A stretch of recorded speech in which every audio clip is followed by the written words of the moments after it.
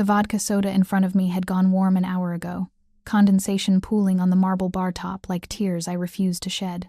My reflection in the mirrored backsplash showed exactly what I felt, a 27-year-old woman who'd made yet another catastrophic decision in a year full of them. Brad, or was it Chad, had his hand on my thigh again. The third time I'd moved it away in the past 20 minutes. His cologne was suffocating, something expensive that probably came in a bottle shaped like a sports car, and his laugh grated like nails on a chalkboard every time he told another story about his cryptocurrency investments. If you're enjoying this story so far, don't forget to hit the like button and subscribe. Drop a comment telling me where in the world you're watching from. I love hearing from you. So I told him, "Bro, if you're not diversifying into NFTs, you're basically throwing money away," he said, squeezing my leg for emphasis. That's when I knew I needed to cut him out of my investment circle. Dead weight, you know. I nodded mechanically, scanning the upscale Manhattan lounge for an escape route. The Velvet Room attracted a specific crowd, finance bros showing off their bonuses, influencers angling for bottle service photos, tourists willing to pay $30 for a cocktail just to say they'd been here. I didn't belong in any of those categories. I belonged at home in my studio apartment in Queens, wearing sweatpants and eating ramen while studying for my social work licensure exam. Not here, trapped on a date orchestrated by my well-meaning but delusional friend Rebecca, who'd insisted Brad was exactly my type despite knowing literally nothing about me beyond the fact that I was single and struggling to pay my student loans. "You're quiet tonight," Brad observed, his hand creeping back up my thigh with the persistence of a cockroach. "I like that. Too many women talk too much, you know? They don't know how to just sit back and appreciate a man's company." The red flags weren't just waving anymore, they were on fire and spelling out "run" in giant letters. But I'd been raised to be polite, to give people chances, to not make scenes. Southern manners beaten into me by my grandmother, who would have been horrified to know I was even in a bar, much less contemplating faking a medical emergency to escape. "I need to use the restroom," I said, standing abruptly and nearly knocking over my untouched drink. Brad's hand fell away reluctantly, his fingers trailing across my black dress in a way that made my skin crawl. "Don't be long, beautiful. I've got big plans for us tonight." The way he said it, like my participation was already guaranteed, sent ice water through my veins. I grabbed my clutch and moved through the crowd toward the restrooms, my heart hammering. This was supposed to be simple: one date, be polite, maybe have an okay time, go home alone. Rebecca had sworn Brad was harmless, a little intense but successful and generous. She'd failed to mention he had the conversational skills of a potato and the boundary awareness of a toddler. The bathroom was blessedly empty, all black marble and gold fixtures that belonged in a palace rather than a bar. I braced my hands on the sink, staring at my reflection. Light brown hair I'd actually styled for once, falling in waves past my shoulders. Blue eyes lined with mascara I rarely wore. The black dress I'd borrowed from Rebecca, because everything in my closet screamed graduate student living on food stamps. I looked like someone who had their life together. The illusion was flawless. My phone buzzed. A text from Brad. "Where'd you go? Missing you already. We'd been on this date for 90 minutes. Another buzz. Ordered us another round. And some oysters. You're gonna love what I have planned next." My stomach turned. I couldn't go back out there. Couldn't sit through another hour of cryptocurrency mansplaining and unwanted touching. But I also couldn't just leave. He knew Rebecca. And Rebecca would never let me hear the end of ditching her perfect match. For me. I pulled up Rebecca's contact. Typed out a message. "Emergency. Need you to call me in 5 minutes with a fake crisis." But before I could hit send, the bathroom door opened. A woman walked in, tall, elegant, probably in her 50s, wearing a navy dress that cost more than my rent. She looked at me with the kind of knowing expression that suggested she'd seen countless women having identical breakdowns in identical bathrooms. "Bad date?" she asked, her voice warm despite the circumstances. I let out a laugh that sounded more like a sob. "Is it that obvious?" "Only to someone who's been there." She moved to the mirror beside me, pulling out lipstick from a clutch that probably had its own insurance policy. "The guy at the bar with the cologne you can smell from space? Wandering hands? You saw that? Honey, everyone saw that. He's been pawing at you since you arrived." She applied her lipstick with practiced precision. "Want some advice from someone who learned this lesson the hard way?" I nodded, desperate for any wisdom that didn't involve enduring another minute with Brad. "Stop being polite to men who don't deserve it. You don't owe him your time, your attention, or your discomfort just because he bought you a drink. She capped her lipstick, turned to face me fully. Make a scene if you have to. Better a moment of awkwardness than an evening of misery. Or worse. The or worse hung in the air between us, weighted with implications I didn't want to examine too closely. I can't just leave. He's friends with my friend, and nothing. Any friend who'd set you up with that and expect you to endure it isn't much of a friend. She squeezed my shoulder gently. You deserve better than settling for mediocre men because you're too polite to walk away. She left, and I stood there absorbing her words. She was right. I knew she was.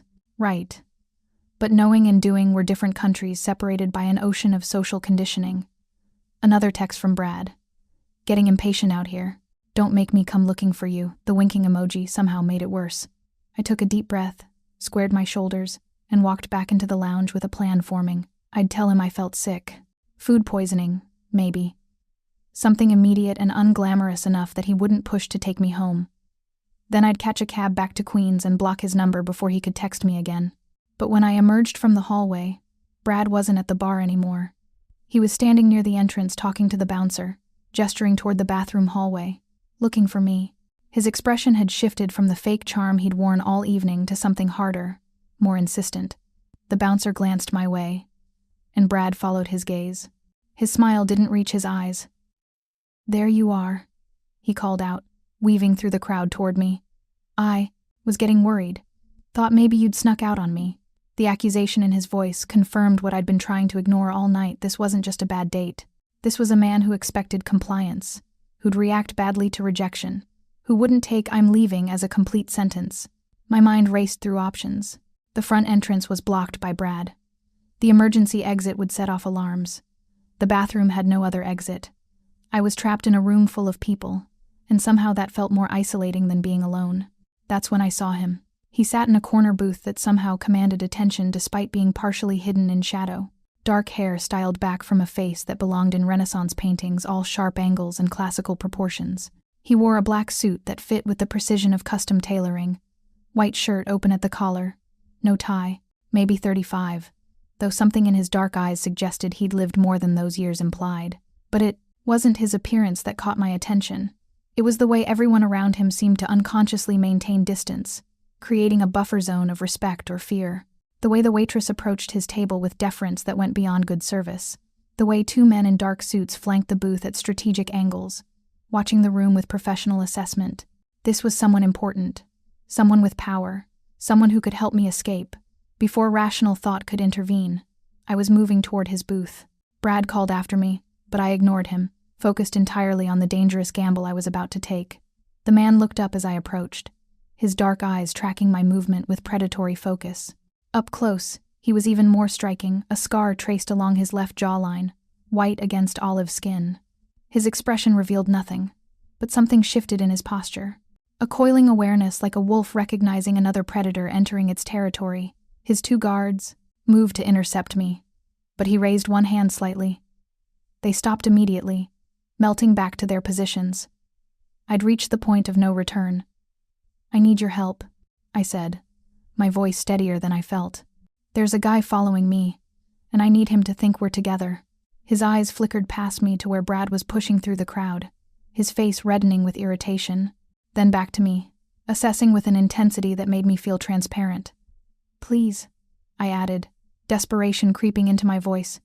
Dance with me or I'll make a scene. I just need 5 minutes to sit down. His voice was quiet, barely audible over the lounge music, but it carried absolute authority. Not a request, a command that expected obedience. I hesitated, suddenly aware of how little I knew about this man, how this could be jumping from the frying pan into a fire that would consume me entirely. But Brad was 3 steps away and closing. An instinct made the choice for me. I slid into the booth beside the stranger, close enough that anyone watching would assume intimacy. If you find this story engaging, please take a moment to subscribe and enable notifications. It helps us continue producing in-depth content like this. His cologne was subtle sandalwood and something darker, more complex. Nothing like Brad's assault of designer fragrance.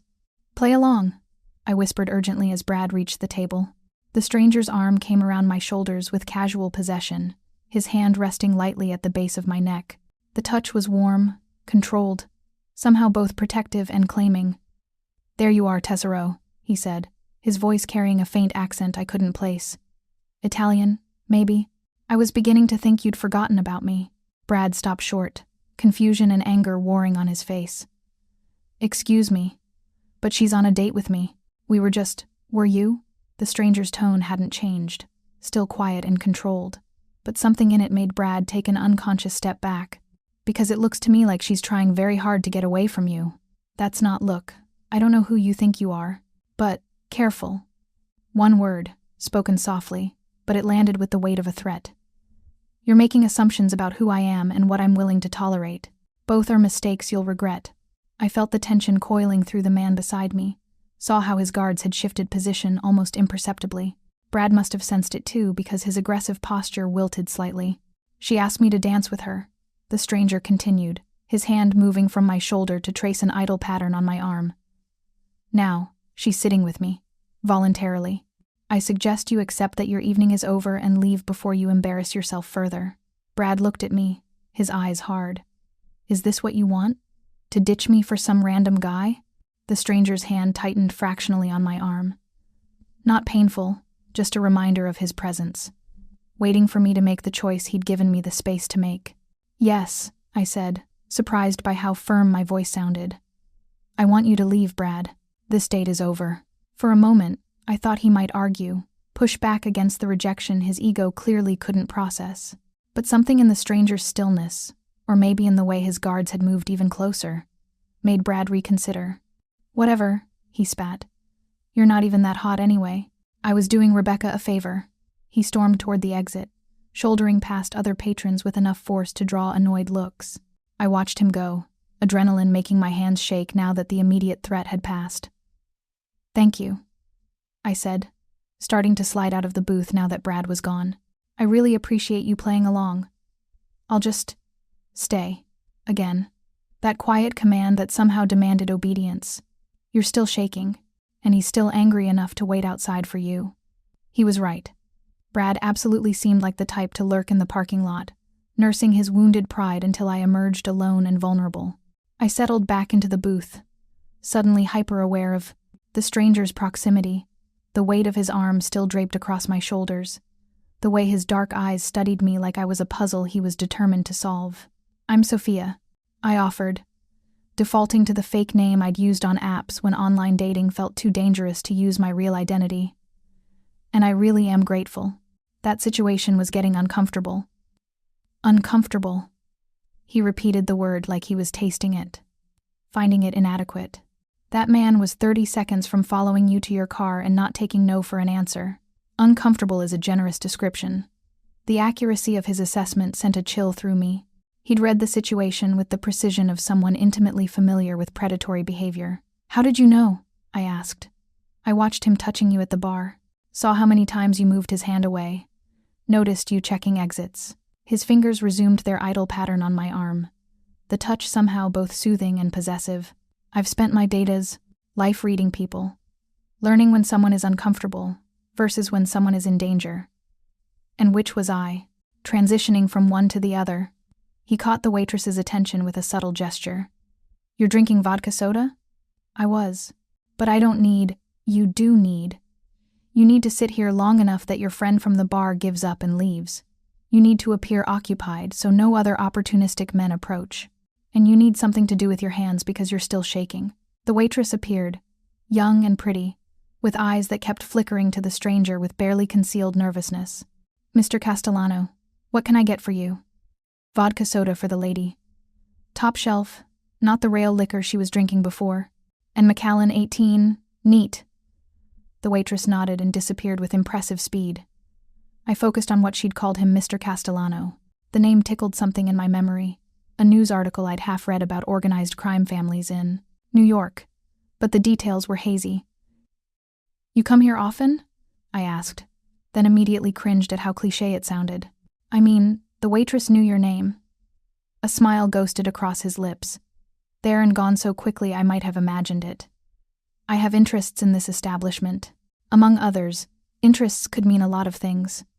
Investor, maybe. Or owner." Something about the way he said it, the way people treated him, suggested his interests extended far beyond legitimate business holdings.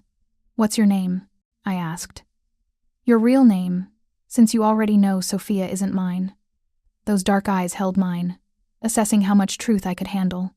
"Dante," he said finally. "Dante Castellano." The name solidified the vague memory into sharp focus.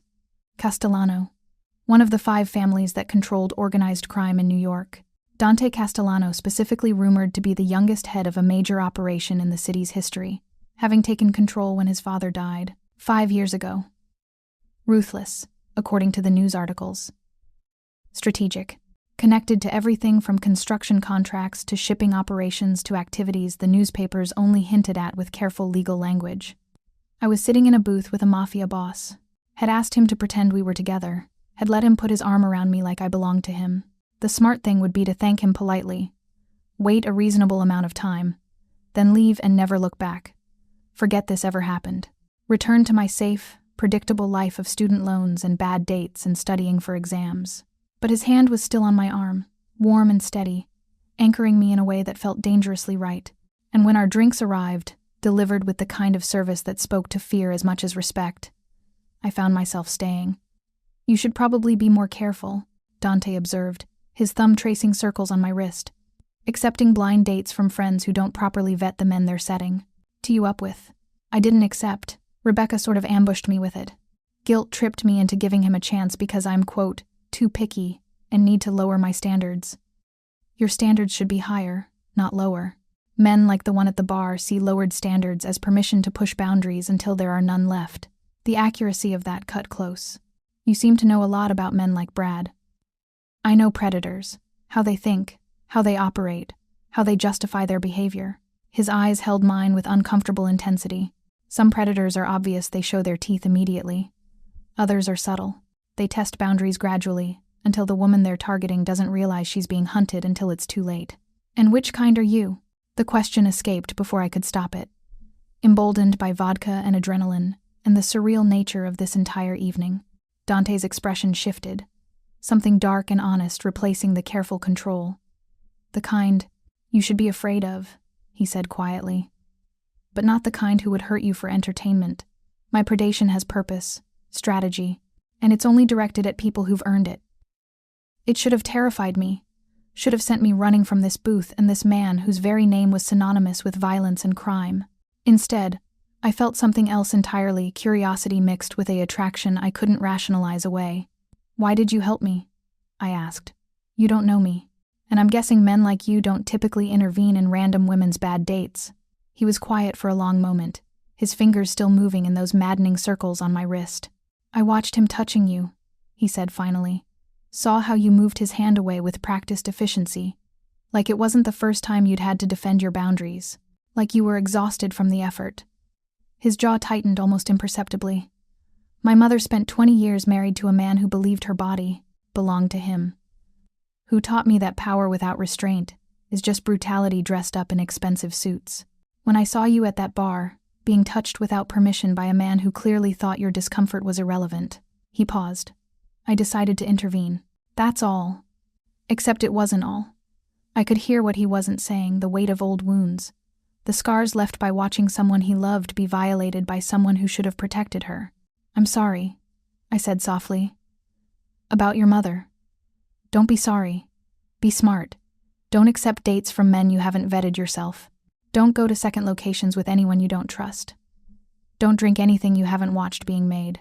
And don't be polite to men who make you uncomfortable just because society told you politeness matters more than safety." It was the same advice the woman in the bathroom had given me, but coming from Dante it carried different weight. This was someone who'd seen the worst of what happened when women prioritized politeness over self-preservation. My phone buzzed on the table. A text from Rebecca. "How's it going? Brad said you were hitting it off." I stared at the message, anger rising sharp and hot. Brad had texted Rebecca, had lied about how the date was going, was already controlling the narrative before I could. Dante glanced at the screen, his expression darkening. "Your friend?" Asking how the date's going. "He told her we were hitting it off. And what are you going to tell her?" I thought about all the times I'd swallowed my true feelings to keep the peace, all the times I'd smiled through discomfort, rather than risk being called difficult or dramatic. All the ways I'd made myself smaller to accommodate men who saw my boundaries as suggestions rather than requirements. It was awful, I typed back. He wouldn't stop touching me and wouldn't take no for an answer. I had to lie to get away from him. Don't ever set me up again without asking me first. I hit send before I could second-guess myself. Rebecca's response came quickly. Oh my God, I'm so sorry. He seemed nice when I met him. Are you okay? Where are you? I'm fine. Going home soon. We'll talk tomorrow. I set the phone down, feeling lighter somehow. Like speaking the truth had released pressure I didn't know I'd been carrying. Better? Dante asked. Actually, yes. I usually just go along with things to avoid conflict. It felt good to be honest. Honesty is undervalued. People confuse it with cruelty, but there's nothing cruel about stating facts. He finished his whiskey in one smooth swallow. Speaking of facts, it's been 20 minutes. Your friend from the bar gave up and left 10 minutes ago. You're safe to go whenever you choose. He was giving me an out, making it clear I could leave, that he wasn't trapping me here despite the possessive way his arm still rested across my shoulders. I should have taken it, should have thanked him again, gathered my clutch, and walked out of this lounge back into my normal life. This was the perfect exit point, the logical choice. What if I don't want to leave yet? I heard myself say. Dante's eyes darkened, and for the first time since I'd approached his booth, I saw something shift in his careful control. Interest, maybe, or recognition of something he'd been holding back. Then you stay, he said simply, and we see where the evening goes. His guard, the one on the left, cleared his throat softly. Sir, you have the meeting at 11. Cancel it. Sir, cancel it, Marcus. Or reschedule. Whatever needs to happen so I don't have to leave right now. The guard nodded and stepped away, phone already to his ear. The casual way Dante had dismissed what was clearly important business, the certainty that his word would be obeyed without question, should have intimidated me. Instead, it felt like being chosen. Like for the first time in my life, someone was prioritizing me without me having to beg for consideration. Tell me about yourself, Dante said, shifting so he faced me more fully. Your real name. What you actually do, instead of whatever cover story you had prepared. Why do you think I have a cover story? Because you gave me a fake name first. Because you're careful in a way that suggests you've learned to protect yourself. Because everything about you says you're smarter than the situation I found you in tonight. The accuracy of his reading disarmed me completely. Lily, I admitted. My real name is Lily Morrison. I'm a graduate student at Columbia, getting my master's in social work. I hesitated, then decided if he could be honest, so could I. I'm 27, broke, living in Queens in a studio apartment I can barely afford while drowning in student loans. Tonight was supposed to be a simple favor for a friend. Show up, have one drink, make polite conversation. I didn't expect to be harassed by a man who saw you as an object to acquire rather than a person to respect? Yeah, that. Dante's hand moved from my shoulder to cup my face, his thumb brushing across my cheekbone with startling gentleness. Lily Morrison, he said, like he was tasting my name. Social work student. Too polite for her own good. Brave enough to approach a stranger for help. Smart enough to lie to protect herself. His eyes held mine. You're interesting. Interesting how? In ways that complicate everything. He released me, but the absence of his touch felt like loss. I should let you go home. You have classes tomorrow, probably. Work. A normal life that doesn't include sitting in bars with men like me. What if normal is overrated? Normal is safe. Safe is what you should want, but it's not what you're offering. His smile was sharp, dangerous, beautiful. No, it's not. The air between us felt charged, heavy with possibility and warning in equal measure. Every rational cell in my body screamed this was a terrible idea. That Dante Castellano was dangerous, in ways Brad could never dream of being. That getting involved with him would change my life in irreversible ways. But I'd spent 27 years being rational, being safe, following the rules and doing what I was supposed to do. And where had it gotten me? Broke, exhausted, trapped on bad dates with men who saw me as decorative rather than human. Maybe it was time to be irrational. Dance with me, I said, echoing the lie I'd told when I first approached. For real this time, not to escape someone. Just because I want to. Dante studied me for a long moment, weighing consequences I couldn't see. Then he stood, offered his hand with old-world courtesy that seemed impossibly at odds with everything I knew about him. "One dance," he agreed. "And then we decide what happens next." I took his hand. Let him lead me to the small dance floor where a handful of couples swayed to music that was too slow, too intimate for strangers. His arm came around my waist, pulling me close enough that I could feel the heat of him through the thin fabric of my dress. We moved together with unexpected ease, like our bodies had been designed for this moment. His hand splayed possessively across the small of my back, holding me against him with controlled strength. My hands rested on his shoulders, feeling the tension coiled beneath expensive fabric. "You're going to complicate my life," he murmured against my temple. "Is that a bad thing?" "It's a dangerous thing. For both of us." His hand tightened fractionally. "People in my position can't afford vulnerabilities. And you, Lily Morrison, would be a significant vulnerability. Then maybe you should let me go after this dance. Send me home in a cab and forget this ever happened." "I should." His lips brushed my ear. "But I won't." The song ended, but we didn't separate. Just stood there on the dance floor, wrapped in each other, and the weight of a decision that felt inevitable. "Come with me," Dante said finally. It wasn't quite a command. Wasn't quite a request. Something in between that left room for choice, while making clear what he wanted. Where? Somewhere we can actually talk without an audience. Somewhere private. Every warning bell in my head went off simultaneously. Private with a man I'd just met. A dangerous man with a reputation for violence. A man whose world operated by rules completely foreign to mine. "What happens if I say yes?" I asked. "We get to know each other properly. I learn what makes you brave enough to approach strangers and desperate enough to need escape plans. You learn whether the man you've heard about in news articles is the same as the man standing in front of you. And if I say no, then I put you in a car with my most trusted driver. He takes you home safely. You go back to your life, and I go back to mine. We become a story each of us tells about the night something almost happened. The choice was clear. The smart choice was obvious." I looked at his hand, still, extended between us. Looked at his face, beautiful and dangerous and honest in ways that terrified me. Looked at the exit, where safety and normalcy waited. "Okay," I said, placing my hand in his. "Let's see what happens next." His fingers closed around mine with possessive certainty, and I felt the exact moment my life divided into before and after. Before Dante Castellano. And everything that would come after. Dante's car was exactly what I expected and nothing like I imagined. A black Mercedes S-Class with windows tinted so dark they looked like panels of obsidian. The interior smelled of leather and that same complex cologne, sandalwood and something darker I still couldn't identify. His driver, an older man with silver hair and the posture of former military, held the door open without comment, his face professionally blank despite what must have been surprise at Dante bringing a stranger into his vehicle. "Where are we going?" I asked as we pulled away from the velvet room, Manhattan's lights blurring into streams of gold and white outside the windows. "My place. A penthouse in Tribeca." Dante's hand found mine in the space between us, his thumb resuming those maddening circles on my wrist. "Before you panic, there are security cameras in every hallway. My housekeeper is there preparing a late dinner, and Marcus will be stationed outside the door the entire time. You're safe." I wasn't panicking. "Your pulse is racing.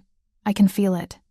He lifted my hand, pressed his lips to my wrist, where my heartbeat betrayed me. "You're either terrified or excited. Possibly both." "Definitely both," I admitted, because lying seemed pointless with a man who read people like I read case studies. The drive took 15 minutes through streets I barely recognized, too focused on the weight of Dante's hand around mine, the way his profile looked carved from marble in the passing streetlights, the surreal reality that I was in a car with Dante Castellano heading to his home like this was something I did regularly. My phone buzzed. Rebecca again. "Just checking you got home safe." I should have lied. Should have told her I was already back in Queens, door locked, crisis averted. Instead, I found myself typing the truth. "I'm fine. With someone else. I'll explain tomorrow." Her response was immediate. "What? Who? Are you safe?" "Yes, I promise. Talk tomorrow." I silenced my phone before she could respond, aware of Dante watching me with amusement. "Your friend is concerned. She should be. This is objectively insane. Then why are you here?" I thought about Brad's hands on my thigh, about years of bad dates and worse relationships, About playing it safe and ending up exhausted and alone anyway. About the woman in the bathroom telling me I deserved better than settling for mediocre men. Because safe hasn't been working for me, I said. Because you looked at me like I was a person worth protecting, not a thing to acquire. Because... I trailed off, unsure how to articulate the pull I felt toward him. Because you recognized something in me, Dante finished. The same thing I recognized in you. Two people who've learned to survive in worlds that don't value survival. Who've built walls so high they forgot what it feels like to let someone pass them. The accuracy stole my breath. The building we pulled up to was exactly the kind of place I'd expect a man like Dante to own, all glass and steel and architectural significance.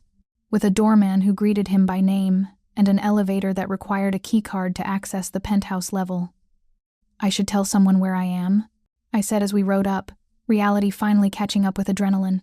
In case you're secretly a serial killer. Wise precaution. Text your friend the address. He rattled it off without hesitation.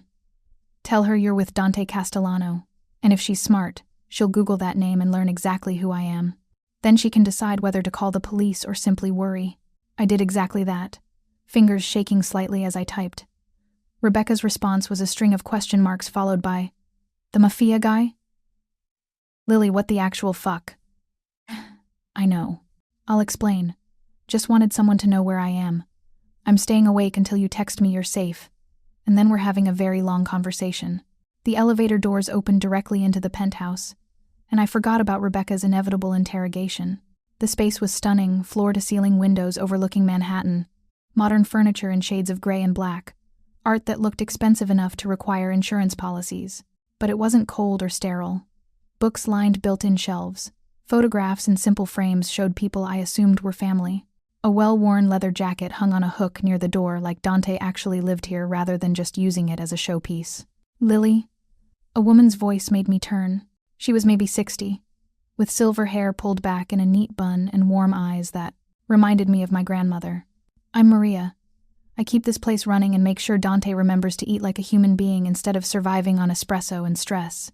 "It's nice to meet you," I said, surprised by the genuine warmth in her smile. "Dinner is ready whenever you are. I made the linguine you like, Dante, and there's plenty for your guest." She squeezed his arm with obvious affection. "Be good to this one. She looks like she has sense, which means she's probably too smart for you." Dante's laugh was genuine, transforming his severe features into something almost boyish. "Probably, but I'm hoping she'll give me a chance anyway." Maria left with a knowing look, and Dante guided me toward the dining area where a table had been set for two. The pasta smelled incredible garlic and white wine and fresh herbs. My stomach reminded me I'd barely eaten all day, too nervous about the date with Brad to manage more than coffee and toast. "You don't have to feed me," I said even, as my body betrayed me by gravitating toward the food. "I want to. Sit." He pulled out a chair with the same old-world courtesy he'd shown all evening, then moved to pour wine from a bottle that probably cost more than my monthly rent. I sat, hyper-aware of how surreal this was. 2 hours ago, I'd been trapped at a bar with Brad. Now I was having dinner in a Mafia boss's penthouse like this was a normal Friday night. "Tell me about social work," Dante said, settling across from me. "Why that field? What drew you to it?" The question surprised me. Most men I'd dated, the few who'd bothered to ask about my career at all, treated my degree like an expensive hobby rather than a calling. "My parents died when I was 19, I said, twirling pasta on my fork. "Car accident. Drunk driver. I was a sophomore at NYU, completely lost. The social worker who helped me navigate everything, survivor's guilt, insurance, estate settlement, she saved my life. Made me realize I wanted to do that, for other people." Dante's expression softened almost imperceptibly. "I'm sorry. About your parents. It was 8 years ago. I've processed most of it, but it shaped everything after." I took a bite of the linguine, which was even better than it smelled. "What about you? How does someone end up running a criminal organization by 35? 33, actually. And I didn't choose it so much as inherit it." He sipped his wine, considering how much to reveal. "My father ran the Castellano family for 30 years. When he died 5 years ago, I was barely 28, too young by traditional standards, but the only option that didn't result in our territory being carved up by rivals. That must have been terrifying. It was clarifying. I'd spent years watching my father rule through violence and intimidation, making enemies faster than allies, treating everyone as either asset or obstacle. His jaw tightened. I decided to do things differently. Smarter, more strategic, build legitimate businesses alongside the traditional operations, minimize unnecessary violence, actually honor agreements instead of using them as manipulation tools. How's that working out? Slowly. Some of the old guard think I'm weak. Rivals test boundaries regularly to see if my restraint is genuine or strategic. But we've grown our legitimate holdings by 40% in 5 years, and our casualty rate is down 70%. Progress, even if it's not the kind that makes headlines. I studied him across the table, this man who'd inherited violence but was trying to transform it into something else. You're not what I expected. What did you expect? Honestly, someone scarier. More obviously dangerous. Like the villain in a movie who monologues about power and conquest. I smiled. You're just a person. Complicated and trying to be better than your circumstances. That's somehow more intimidating than if you were cartoonishly evil. Dante's laugh was surprised and genuine. Cartoonishly evil.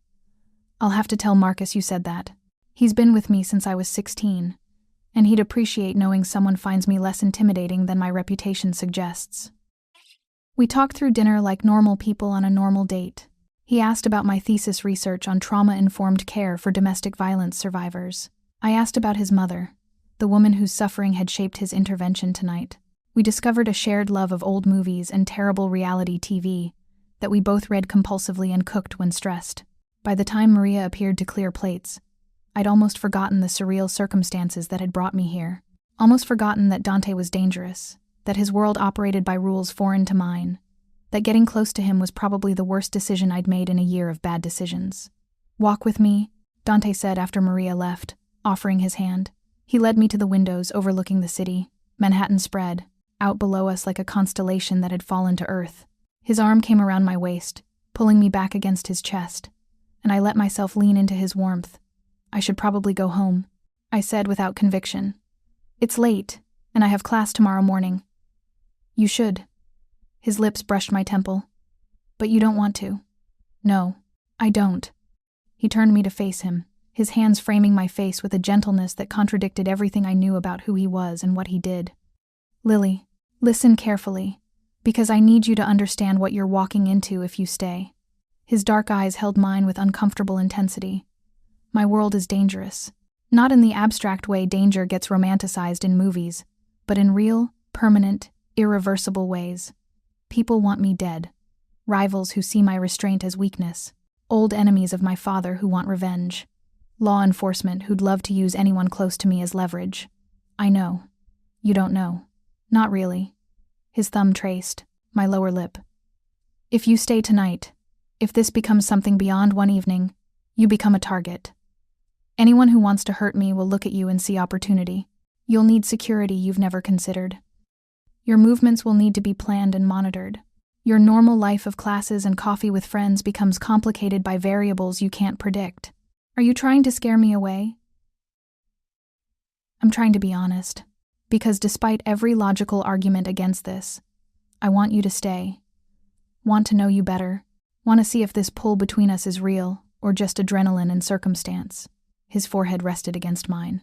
But I won't let you make that choice without understanding the cost. I thought about Brad at the bar, about years of men who'd wanted me to be smaller, quieter, more convenient, about safety that had left me exhausted and alone, about the woman in the bathroom saying I deserved better than settling. What if I'm tired of safe? I whispered. What if I'd rather have honest danger than comfortable lies? Then you stay. And we see where this goes, together. I kissed him before I could overthink it, rising on my toes to close the distance between us. For a moment, Dante went still surprised. Maybe that I'd made the choice. Then his arms came around me, pulling me flush against him as he deepened the kiss with controlled intensity that made my knees weak. He kissed like he did everything else with complete focus and devastating competence. His hands mapped my body through the thin fabric of my dress, learning curves and sensitive places with methodical attention. When we finally broke apart, both breathing hard, his eyes had darkened to pure black. Stay tonight, he said, the words somewhere between question and command. Not for sex. Just stay. Let me hold you while you sleep and wake up knowing you're safe. Let this be real for 12 hours before the complications start. It was the vulnerability in his voice that decided me. This powerful, dangerous man, asking for something simple, just my presence, my trust, my willingness to see him as human rather than reputation. Okay, I breathed. I'll stay. I woke to sunlight streaming through floor-to-ceiling windows and the disorienting realization that I wasn't in my studio apartment in Queens. For a moment, panic flared. Where was I? How did I get here? Why couldn't I remember? Then memory flooded back. The velvet room. Brad's unwanted touching. Approaching Dante's booth with a desperate lie. Dancing. Dinner. The conversation that had stretched until 2 a.m. Both of us reluctant to break the spell and acknowledge that morning would bring reality crashing back. Dante had given me one of his shirts to sleep in, soft black cotton that fell to mid-thigh and smelled like his cologne. Had shown me to a guest room with its own bathroom and told me I could leave the door locked if it made me feel safer. I'd left it unlocked, and sometime in the night, I'd woken to find him standing in the doorway, just watching me sleep with an expression I couldn't read. Checking I'm still here, I'd murmured. Making sure you're real, that I didn't imagine you. He'd come to bed then, pulling me against his chest with careful certainty, and I'd fallen back asleep feeling safer than I had in years. Now, alone in the morning light, I found my phone charging on the nightstand. Someone had plugged it in while I slept. 23 messages from Rebecca, ranging from concern to confusion, to what appeared to be angry research about Dante's family history. Lily Marie Morrison, the most recent one, read, "If you're not dead in a ditch, you better call me right now and explain what the actual hell is going on." I smiled despite myself at her use of my full name, the way she'd resorted to mom voice when regular concern didn't work. Before I could respond, a soft knock at the door preceded Dante entering with a tray. "Good morning," he said, setting it on the bed beside me. Coffee, real coffee, not instant, and fresh fruit and pastries that looked like they'd come from an actual bakery rather than a grocery store. Maria insists that guests be properly fed, and I'm not brave enough to argue with her. "You brought me breakfast in bed." I stared at the tray, at him, at this impossible situation. Mafia bosses bring women breakfast in bed? This one does.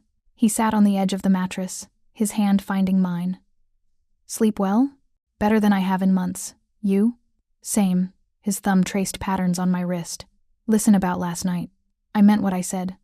About the dangers, the complications. But I need you to know that if you choose to walk away this morning, go back to your normal life, I'll understand. No hard feelings, no consequences. Marcus will drive you home and you'll never have to think about me again. And if I don't want to walk away, then we figure out how to make this work.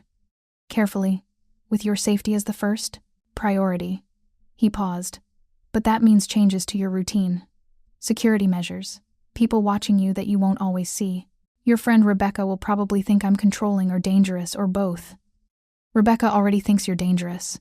She sent me approximately 1,000 links to news articles about your family. Smart friend. You should listen to her concerns." "I should," I agreed. "But I'm not going to. At least not yet." I squeezed his hand. "I want to see where this goes, Dante. Even knowing the risks. Maybe especially knowing the risks, because you were honest about them instead of pretending they don't exist." Relief and something darker, possession, maybe flickered across his features. "Then we do this properly. I introduce you to my people. Make it clear you're under my protection. Arrange security for your apartment, your commute, your campus. And we take it slowly. Let you adjust to what this life actually means before you're in too deep to walk away." That all sounds very reasonable and slightly terrifying. Good. Reasonable and terrifying means you're paying attention. He leaned forward, kissed me with morning soft gentleness. "Finish breakfast. Maria left clothes for you. Somehow she guessed your size perfectly, which is either impressive or slightly creepy. When you're ready, Marcus will drive you home. And tonight, if you're willing, we'll have dinner again. Somewhere public this time, so you can see what it looks like when people recognize who I am. A test run? An honest preview. You deserve to know what you're signing up for before you're too invested to back out." After Dante left to take a phone call, something about shipping schedules and customs paperwork, I showered and dressed in the 19 clothes Maria had left. Dark jeans that fit perfectly, a soft gray sweater, boots that looked expensive and probably were.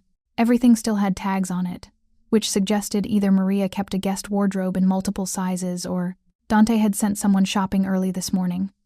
The thought of him caring enough to ensure I had proper clothes sent warmth through my chest. Rebecca called as I was finishing my coffee. I answered with trepidation. "You're alive." Her voice was flat. "That's good. Now explain to me why you spent the night with Dante Castellano, who is literally, and I mean literally, connected to organized crime." "It's complicated. I read 6 articles about him while I couldn't sleep last night, Lily. His father was indicted 3 times. There are rumors about bodies and bribery and business rivals who mysteriously disappeared. This is not complicated. This is dangerous. I know who he is, Rebecca. Do you? Because the Lily I know doesn't go home with dangerous men she just met. The Lily I know is careful and smart and wouldn't risk everything for some guy, no matter how attractive. Maybe I'm tired of being that Lily." I moved to the windows, looking out at Manhattan waking up below.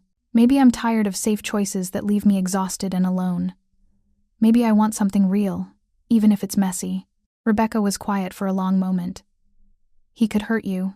Not like Brad would have worse. In ways you can't come back from. He could, but I don't think he will.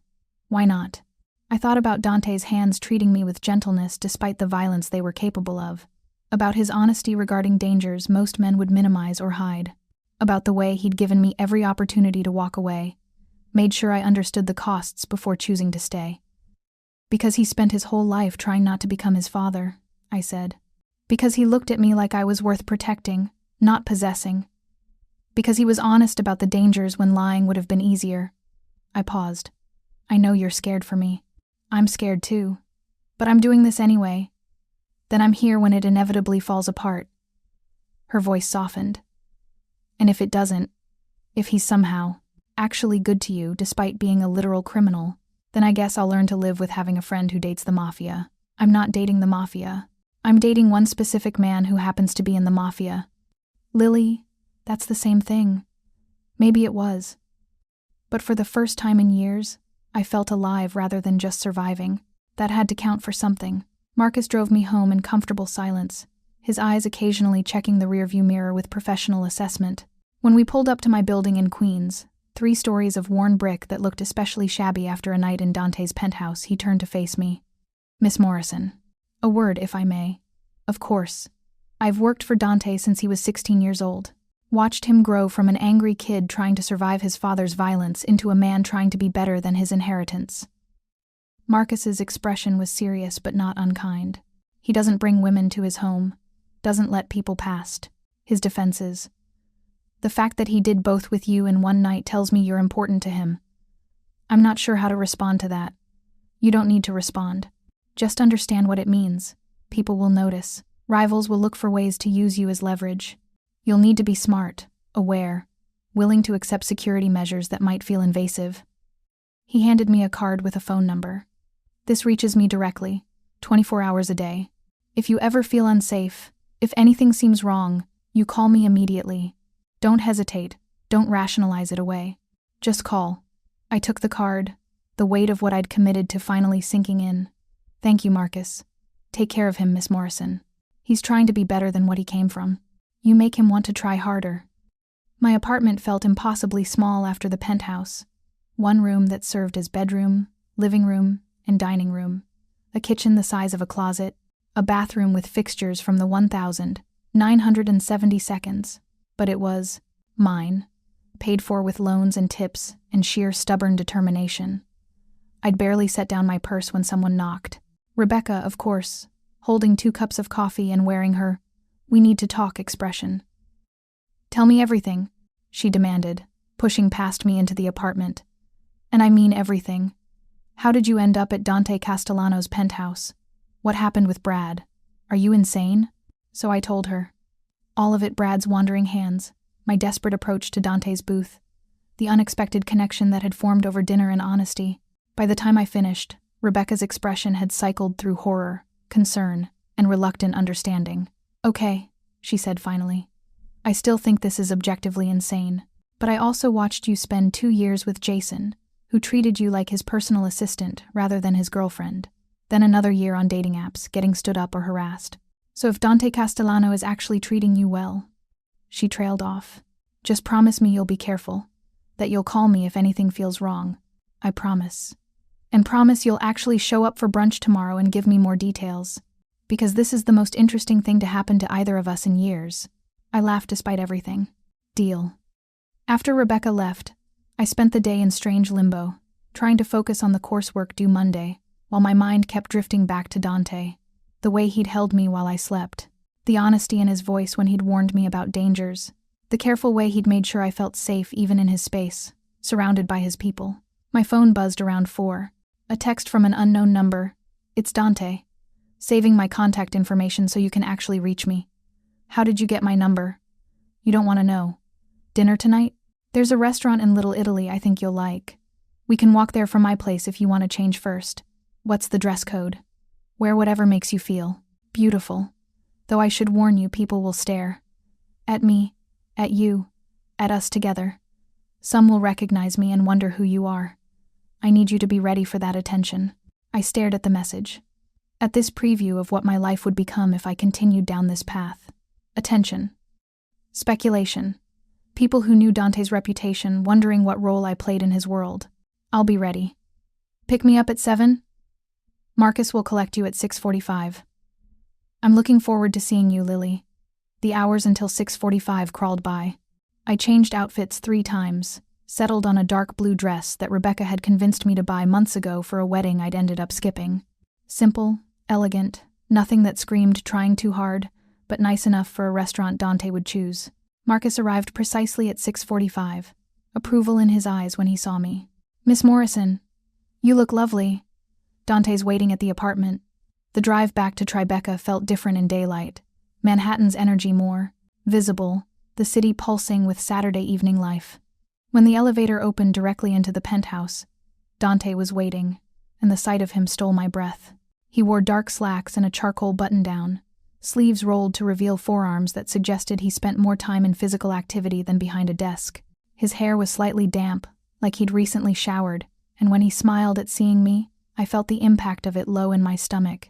You look beautiful, he said, closing the distance between us. His hands framed my face, thumbs brushing my cheekbones.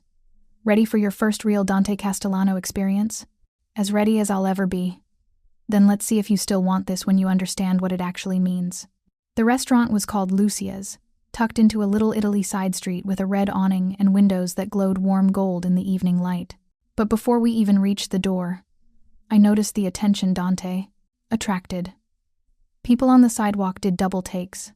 Some looked away quickly, like making eye contact might be dangerous. Others nodded with respect that bordered on fear. A woman crossing the street actually changed direction to avoid passing near us. You see it now, Dante said quietly, his hand at the small of my back. This is what every public appearance with me looks like, people treating me like I'm radioactive. They're scared of you. Some are. Others just recognize that proximity to me comes with complications they don't want. He held the restaurant door open. Last chance to walk away. Lily, after this, after people see you with me, you'll be associated with everything my name represents. I thought about Brad's hands. About years of safe choices that had left me empty. About the way Dante looked at me like I was worth the complications I'd bring to his carefully controlled world. I'm not walking away. His smile was beautiful and dangerous, and full of promise. Then, let's give them something to talk about. Inside, the restaurant fell silent for approximately 3 seconds as the staff and patrons registered Dante's presence. Then the owner, an older Italian man with kind eyes, rushed forward. Mr. Castellano, we didn't know you were coming tonight. Of course, your table is always ready. He gestured toward a corner booth that offered views of the entire restaurant while keeping our backs protected. And who is this lovely young woman? This is Lily, Dante said, his hand moving from my back to my waist with casual possession. Lily, this is Sal. He runs the best Italian restaurant in Manhattan and makes pasta that would make my mother jealous. Welcome, welcome. Sal beamed at me with genuine warmth. Any friend of Dante's is family here. I'll have Antonio bring wine and bread while you look at menus. As we settled into the booth, I became aware of eyes tracking our every movement.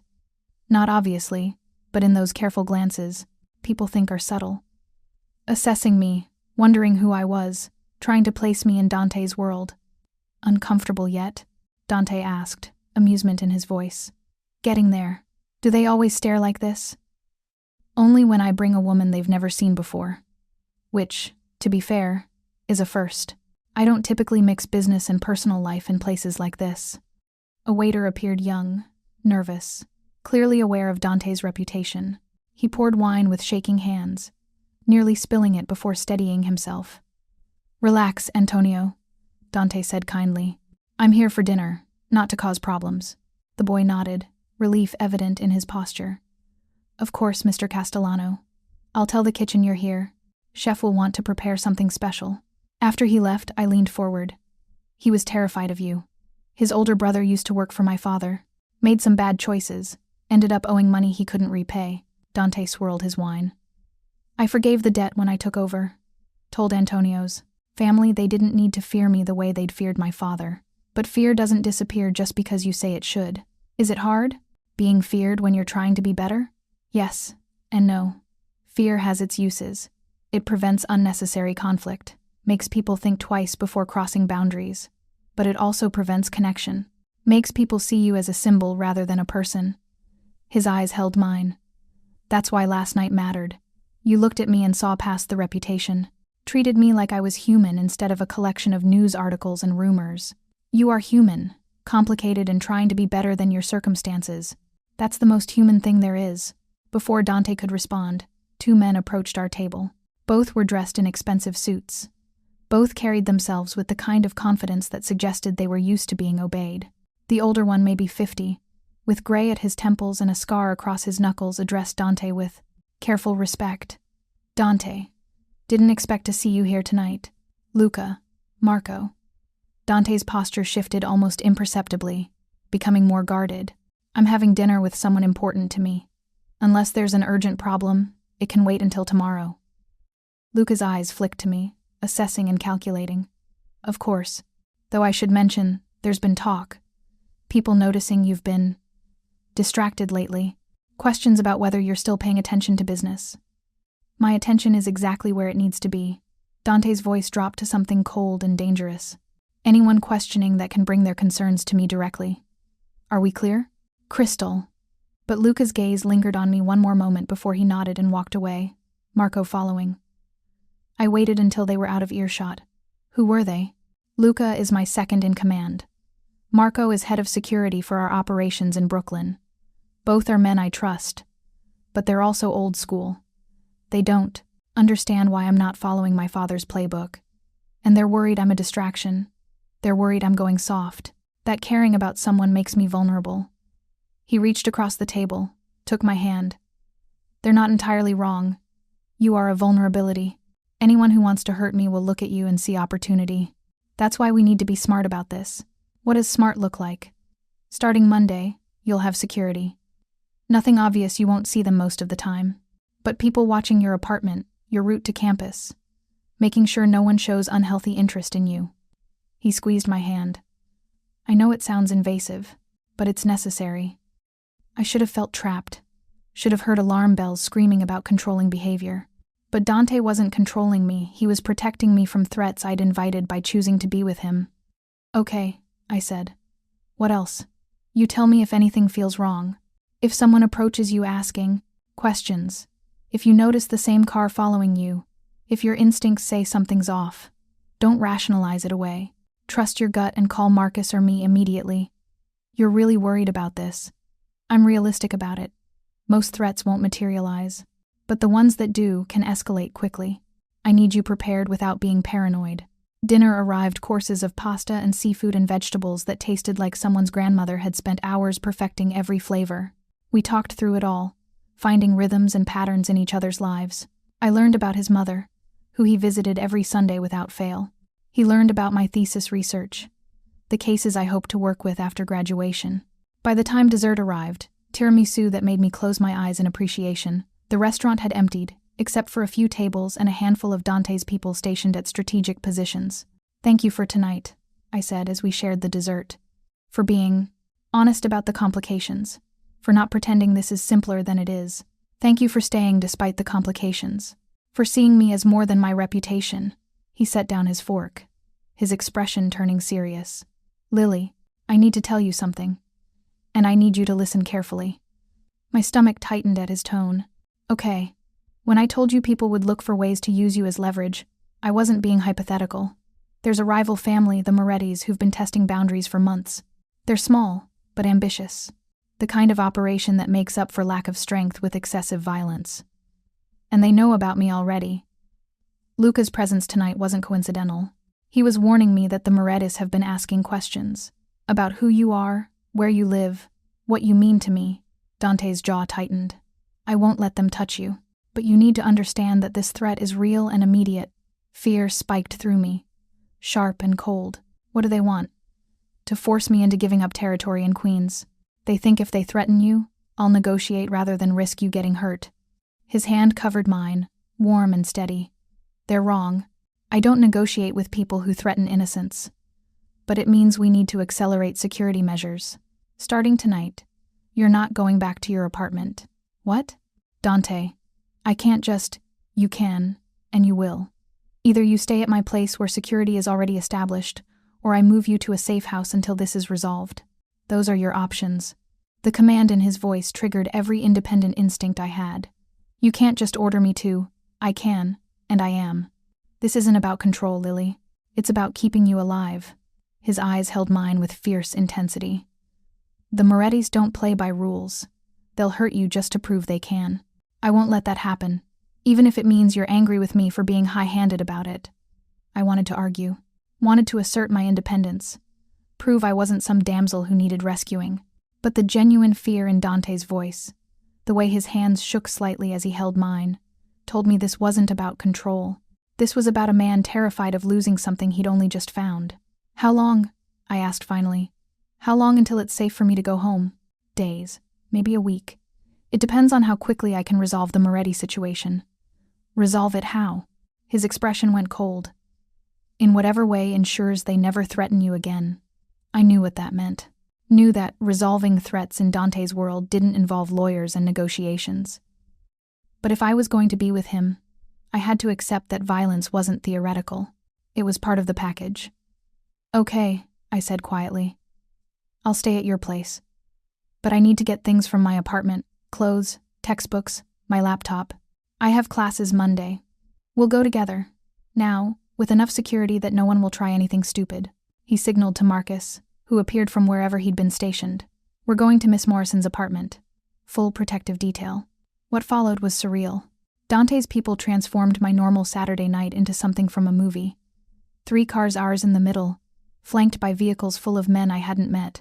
The drive to Queens with Marcus checking mirrors constantly, his hand never far from what I suspected was a weapon. My building, lit by the harsh glow of streetlights, suddenly looked vulnerable, exposed. All those nights I'd come home alone, never considering that someone might be watching, waiting for opportunity. Stay close to me, Dante instructed as we exited the car.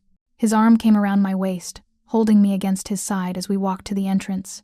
His people fanned out, covering angles and approach vectors I couldn't see, but they clearly could. Inside my apartment, Dante did a thorough sweep while I grabbed essentials. Clothes, toiletries, textbooks, my laptop with all my thesis research. It felt strange packing a bag for an indefinite stay. Stranger still that I was doing it willingly. This is your thesis? Dante asked, looking at the papers scattered across my desk. Trauma-informed care for domestic violence survivors. Yeah, it's about creating support systems that don't re-traumatize people seeking help. Understanding that traditional approaches often fail because they don't account for how trauma affects decision-making and trust. He was quiet for a moment, reading the pages with genuine interest. My mother would have benefited from someone like you.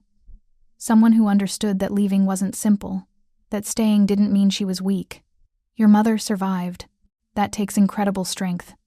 She did survive, but she lived in fear for 20 years first. He set down the papers carefully. I want to read this when it's finished, if you're comfortable sharing it. The fact that he'd asked permission, that he'd expressed genuine interest in my work, made my chest tighten with emotion I wasn't ready to name. We returned to the penthouse by 9, the city lights reflecting off windows that felt both protective and isolating. Maria had prepared the guest room again, and though part of me wanted to ask if I could stay with Dante instead, I appreciated the space, the chance to process everything that had happened in less than 24 hours. Sleep well, Dante said, kissing my forehead at the door. Tomorrow we'll establish security protocols for campus. Figure out how to keep you safe without making you feel like a prisoner. Dante, Thank you. For being honest about the dangers. For protecting me, instead of expecting me to just handle it alone. You'll never be alone in this, Lily. That's what choosing me means. You get all of my resources, all of my protection, all of my determination to keep you safe, even when it means making decisions you might not like. After he left, I lay in the unfamiliar bed trying to reconcile the man I was falling for with the violence his protection would inevitably require. Tried to convince myself that I could live with the moral ambiguity of being cared for by someone whose methods existed outside normal ethics. Sleep came eventually, but with it came dreams of threats I couldn't see and safety that cost more than I'd anticipated. Sunday morning arrived with the smell of fresh coffee and the soft sound of Dante's voice somewhere in the penthouse. I lay in the guest bed, staring at unfamiliar ceilings and trying to process the fact that my life had fundamentally changed in less than 48 hours. Friday night, I'd been trapped at a bar with Brad, contemplating fake medical emergencies to escape. Now I was living in a Mafia boss's penthouse under protective custody because a rival family had identified me as leverage before we'd even had 3 dates. My phone showed 17 new messages, most from Rebecca, ranging from concern to curiosity to what appeared to be her having done more research on the Castellano family history. Please tell me you're alive and this wasn't all an elaborate kidnapping scheme. Her most recent message read, I'm fine, still at Dante's. Long story involving rival families and security threats. Can I call you later? Her response was immediate. Rival families? Lily, what the actual fuck? Call me now. I slipped out of bed, pulled on the robe Maria had left, folded on a chair, and padded into the main living area. Dante stood at the windows overlooking Manhattan, phone pressed to his ear, speaking rapid Italian in a tone that suggested whoever was on the other end was receiving instructions rather than making suggestions. He glanced up as I entered, his expression softening slightly before returning to the controlled hardness of whatever business he was conducting. He gestured toward the kitchen where Maria had left breakfast, more pastries, fresh fruit, coffee that smelled like heaven. Understood, Dante said in English, his eyes never leaving me. Double the surveillance on her apartment building. I want to know if anyone so much as looks at it wrong, and find out who the Morettis have been talking to. Someone gave them information about her, and I want to know who. A pause. I don't care what it costs. Just get it done. He ended the call, set the phone down with deliberate care, then crossed to where I stood clutching my coffee like a lifeline. Good morning, he said, his hands framing my face with that same careful gentleness that never failed to disarm me. Sleep well? Not really. I kept thinking about the Morettis, about what we're solving them actually means. I met his eyes. I need you to tell me the truth, Dante. Not a sanitized version, the actual truth about what you're going to do. He was quiet for a long moment, studying my face like he was trying to determine how much honesty I could actually handle. Finally, he stepped back, gestured toward the pana couch. Sit. This conversation requires coffee and complete honesty. We settled on opposite ends of the couch, and Dante's posture shifted into something more guarded, not closed off, but prepared for my potential rejection of what he was about to reveal. The Morettis are a small operation, he began. Maybe 15, 20 men total. They've been trying to expand into Queens for the past year, testing boundaries, seeing where my organization is weak. Most of it has been minor protection racket attempts that I've shut down, trying to recruit from my legitimate businesses, spreading rumors about my leadership, but now they're targeting me, because they've identified you as something I care about, something that might make me negotiate, rather than simply crushing them. His jaw tightened. They're wrong, but that doesn't change their strategy. They'll escalate until I either give them what they want or eliminate them as a threat. Eliminate them, I repeated. You mean kill them? Some of them, yes. The leadership, primarily the men making decisions, ordering attacks, directing strategy. The foot soldiers will be given a choice. Walk away from the Moretti operation, or face the same fate as their bosses. His eyes held mine. Does that disgust you? Make you see me as a monster? I thought about my thesis research, about cycles of violence and trauma, about how sometimes the only way to stop predators was permanent removal from situations where they could harm others. It should disgust me, I said slowly. Every ethical framework I've studied says violence is wrong, that there are better solutions. But those frameworks assume everyone operates by the same rules, that appealing to reason works. I set down my coffee, needing both hands free to gesture. The Morettis aren't reasonable. They're targeting me specifically because they think hurting an innocent person will give them leverage. That's not a mindset that responds to negotiation. So you're saying you understand? I'm saying I understand that in your world, the normal rules don't apply. That sometimes the only moral choice is the one that prevents more victims. I looked at him directly. I don't like it. I won't pretend violence doesn't have costs, that it doesn't change you. But I also won't condemn you for protecting people using the tools available to you. Something in Dante's expression cracked, vulnerability showing through his careful control. Most people either romanticize what I do or condemn it entirely. You're the first person who's seen the complexity, the necessary evil of it. That doesn't mean I'm comfortable with all of it, but I'm trying to understand your perspective instead of just judging from mine. He moved closer, pulled me against his chest with careful strength. I don't deserve you. Probably not. But you've got me anyway. We stayed like that for several minutes, just holding each other while Manhattan woke up outside the windows. Finally, Dante's phone buzzed with a message that made him tense. Luca needs to meet with me. Strategy session about the Moretti situation. He pressed a kiss to my temple. Will you be okay here for a few hours? Maria's making lunch, and Marcus will be outside the door the entire time. I'll be fine. I need to call Rebecca anyway before she convinces herself you've murdered me and hidden the body. His laugh was surprised and genuine. Tell her I'm far too careful to leave evidence like that. After Dante left, flanked by 2 guards, and looking every inch, the dangerous man his reputation suggested, I settled on the couch with my phone and called. Rebecca, she answered on the first ring. You're alive? I'm alive. And before you start, yes, I know this is insane. Yes, I understand the risks. No, I'm not under duress or suffering from Stockholm Syndrome. Lily, you've known this man for 2 days, and you're already living with him because rival Mafia families are using you as leverage. Do you hear how insane that sounds? I do. But here's the thing. Beck, for the first time in years, I feel like someone actually sees me, not as a project to fix or an accessory to show off, but as a person worth protecting, worth caring about. That's great, but protection shouldn't require armed guards and safe houses. In his world it does, and I'm choosing to be in his world. I took a deep breath. I need you to trust me. Trust that I'm making this choice with full awareness of what it means. Rebecca was quiet for a long moment. If he hurts you, then you can say, I told you so, and help me pick up the pieces. But until then, can you just support me? Even if you think I'm being reckless? Fine. But I'm researching everything about the Castellano family, and if I find anything that suggests he's dangerous to you specifically, we're having another conversation. Deal. After we hung up, I spent the rest of the morning on coursework, trying to maintain some semblance of normalcy. My thesis wasn't going to write itself, and I had 2 papers due by Wednesday that required attention, but concentration was difficult when every sound in the hallway made me tense, hyper-aware that the security outside the door existed, because real threats existed beyond it. Maria appeared around noon with lunch and maternal concern. You're too pale, sweet girl. Come, eat. Dante would be upset if I let you starve while he's handling business. Over pasta that was somehow even better than what Sal had served. Maria told me stories about Dante as a child. How he'd learned to cook by helping her in the kitchen after his mother had been too injured to stand for long periods. How he'd been obsessed with strategy games and chess, always thinking 3 moves ahead. How he'd changed after his father died, becoming harder, more controlled, like he was trying to contain violence that wanted to escape.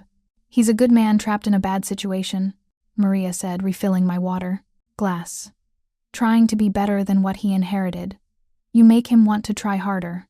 I've seen it in the 2 days you've been here. He's more careful with his words, more aware of how his actions affect others. I'm not trying to change him. No, you're just making him want to change himself. That's more powerful. She squeezed my hand. Don't give up on him when things get difficult. And they will get difficult, sweet girl. This world he lives in doesn't allow for easy happiness, but what you're building together is worth fighting for. Dante returned around 3, looking tired in a way that suggested the meeting hadn't gone well.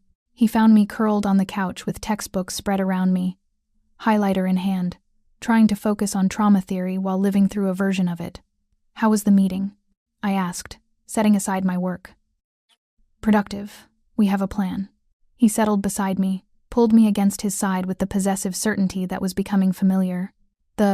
Morettis are meeting with their suppliers tomorrow night. Weapons deal, according to our intelligence. We're going to interrupt it. Interrupt it how? By making it very clear that operating in this city without my approval carries consequences they can't survive. His hand traced idle patterns on my arm. It'll be loud, public, designed to send a message to anyone else thinking about testing boundaries. Will people die? Probably. The Moretti leadership at minimum.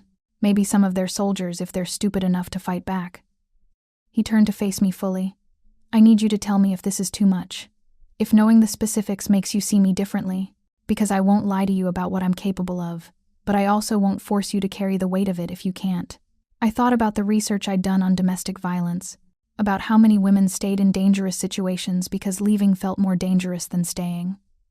About how the difference between abuse and protection was consent, whether the person being kept safe had agency in the decision. I can handle knowing, I said. What I can't handle is being kept in the dark and wondering if every phone call is you telling me something went wrong. Then I'll tell you what you need to know, when you need to know it, and after tomorrow night, the Moretti threat ends permanently. The rest of Sunday passed in strange domesticity. Dante worked from his home office, while I studied on the couch. Maria made dinner something called ossobuco, that fell off the bone and tasted like comfort food elevated to art. We watched a movie neither of us paid attention to, too aware of each other's presence, of the weight of what was coming. That night, lying in the guest bed that no longer felt quite so foreign, I heard my door open. Dante stood silhouetted in the doorway, wearing only sleep pants, his expression vulnerable in the dim light. I don't want to sleep alone tonight, he admitted. I want to hold you and know you're safe and real. But only if you want that too. I pulled back the covers in answer. He crossed the room, slid into bed beside me, and gathered me against his chest with careful certainty. His heart beat steady against my ear. His arms created a cage that felt like safety rather than confinement. I'm scared, I whispered into the darkness. Not of you, but of losing this before I've had time to understand what it is. You're not losing me. Not to the Morettis, not to anyone. His lips pressed against my hair. I've spent 5 years building an organization that can protect what matters. You matter, Lily. More than territory or reputation or anything else I've accumulated. I'll do whatever it takes to keep you safe. Even if it means violence? Especially if it means violence. Because the alternative, letting them hurt you to prove a point, isn't something I can survive. I fell asleep in his arms, listening to his heartbeat and trying not to think about tomorrow night's interruption, about the Moretti leadership who didn't know they were already dead, about the cost of being loved by someone whose protection required permanent solutions to temporary problems. Monday morning brought reality crashing back. I had classes, 2 seminars, and a clinical supervision meeting I couldn't miss without raising questions I wasn't prepared to answer. Dante argued for me staying at the penthouse where security was controlled, but I held firm.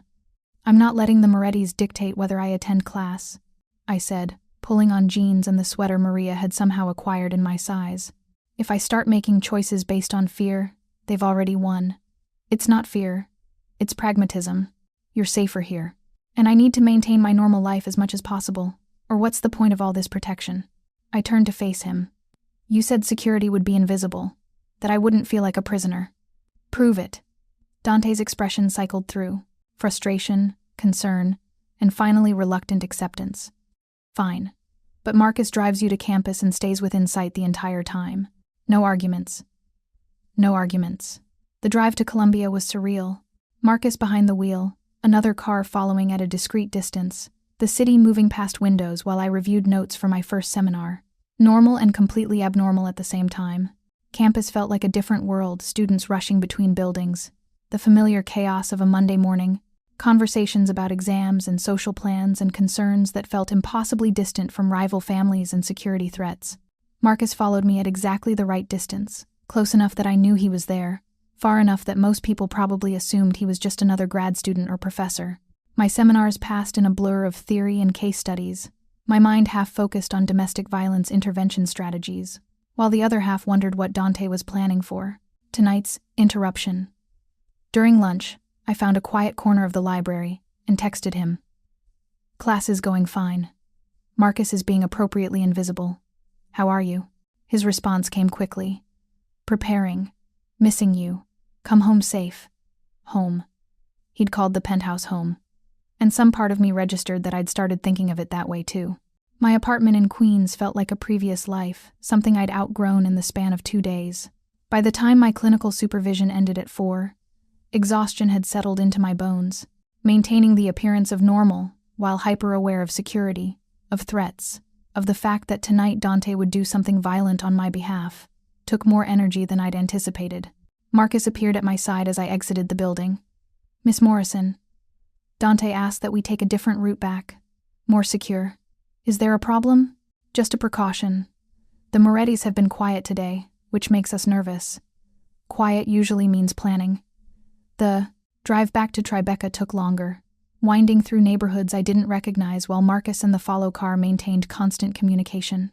By the time we pulled into the building's underground garage, my nerves were frayed.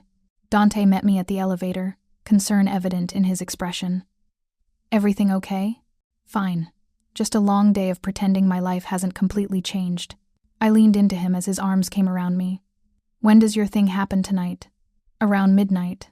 After the weapons deal is supposed to conclude." He guided me into the penthouse, his hand never leaving the small of my back. "I need you to stay here with Maria. The security system will be fully armed, and I'm leaving half my people to watch the building. Nothing will get through." "How long will you be gone?" "A few hours at most, assuming everything goes according to plan." He caught my face between his hands. "Hey, look at me. This is what I do, Lily. I've been doing it for 5 years. I know how to stay safe." "That doesn't make me less worried." "Good. Worry means you care. But trust that I'm coming back. I have too much waiting for me here to take unnecessary risks." We ate dinner in unusual silence, both of us processing what the night would bring. Dante kept checking his phone, receiving updates from Luca about surveillance and positioning. I tried to focus on a paper due Wednesday, but the words blurred together meaninglessly.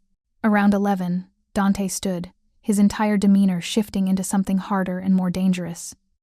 The man who'd held me gently, transformed into someone capable of violence without hesitation. "I need to go," he said, pulling me to my feet. "Maria will stay with you. Don't open the door for anyone except me or Marcus. Don't go near the windows. Just stay here and stay safe." "Dante," I wasn't sure what I wanted to say. "Be careful" seemed inadequate. "Don't kill anyone" felt hypocritical given that I'd accepted this was necessary. "Come back to me" felt too possessive for someone I'd known 3 days. He kissed me before I could find the words, deep and claiming and full of promise. "I'm coming back," he murmured against my lips. "Wait for me." Then he was gone, taking half the security with him, and leaving me in the penthouse with Maria, and the weight of knowing that somewhere in the city, violence was about to unfold in my name. Maria sat up in the living room with knitting, and what looked like the calm of someone who'd been through this before. "He'll be fine, sweet girl." Dante's careful, strategic, not like his father, who went in guns blazing and damned the consequences. "Have you seen him come back hurt before?" "A few times. Bruises, cuts. Once a bullet graze that scared me half to death until the doctor confirmed it was superficial."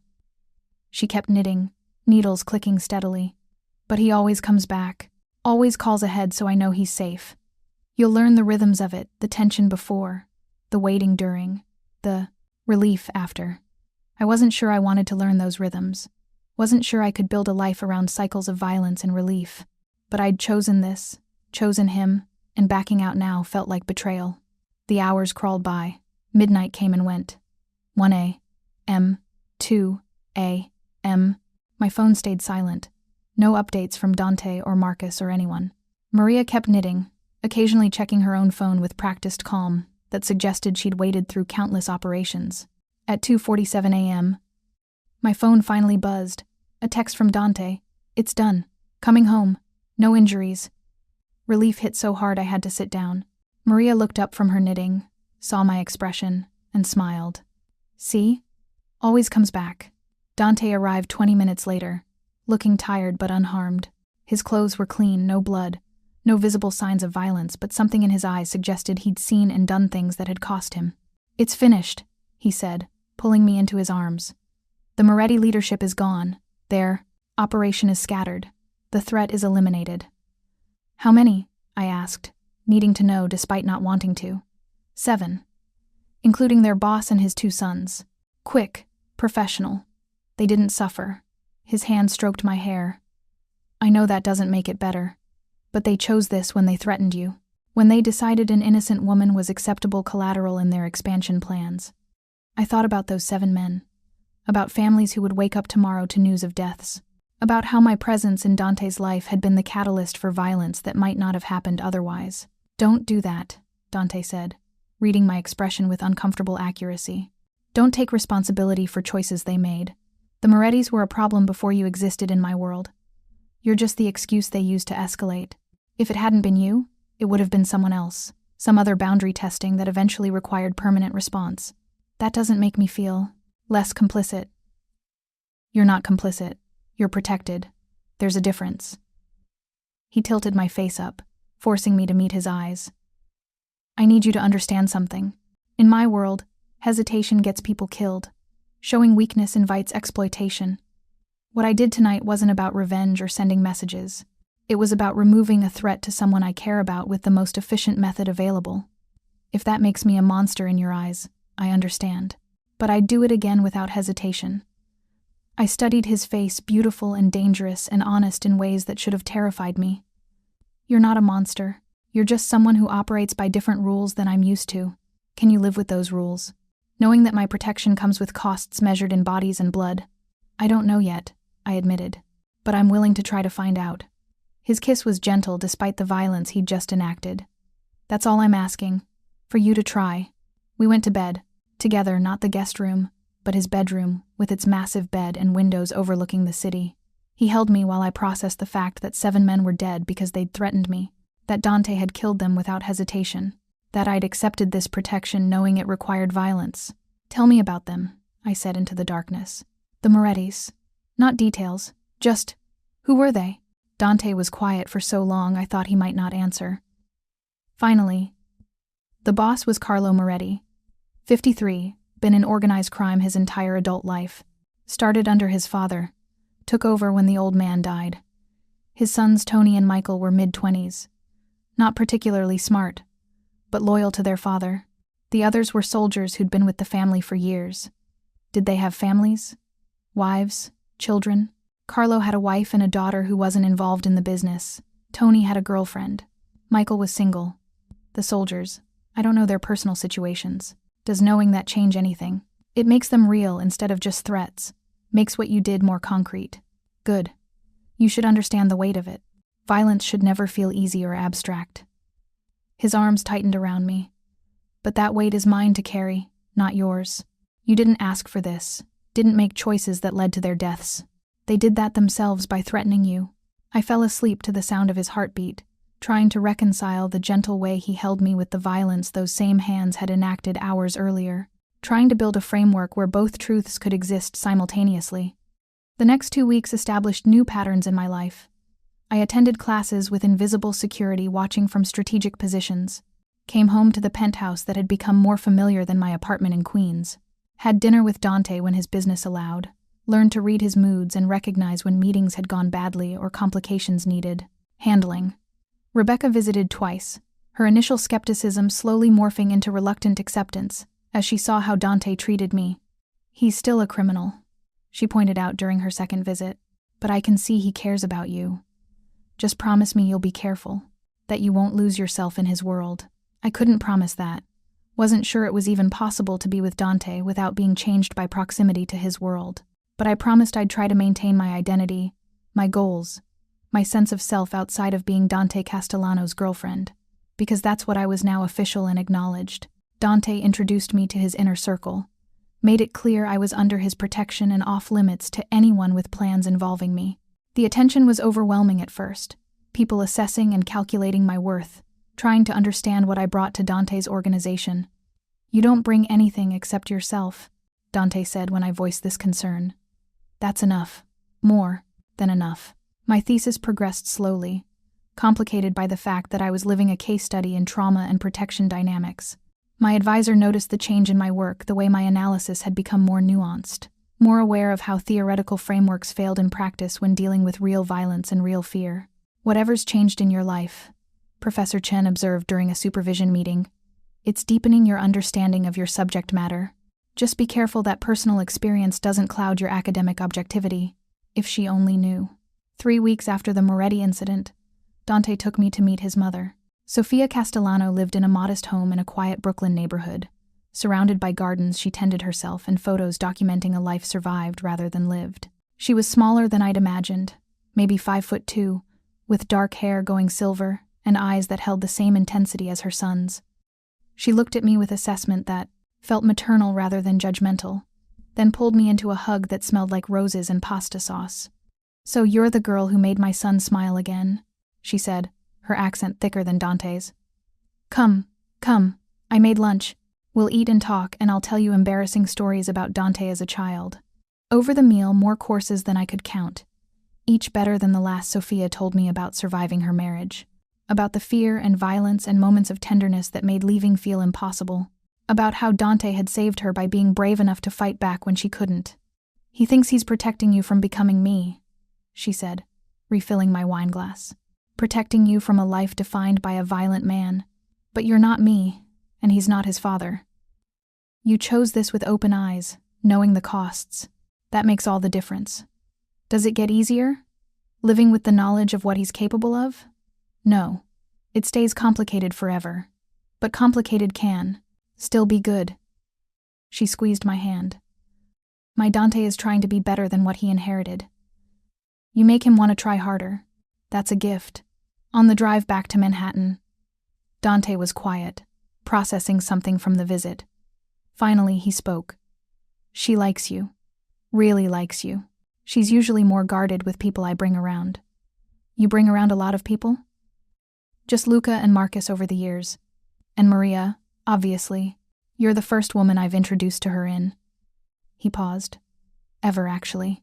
I've never brought anyone to meet my mother before." The significance of that settled over me like a weighted blanket. "Why me?" "Because you're the first person who looked at my world and didn't run away or try to change it, who saw the complexity and decided to stay anyway."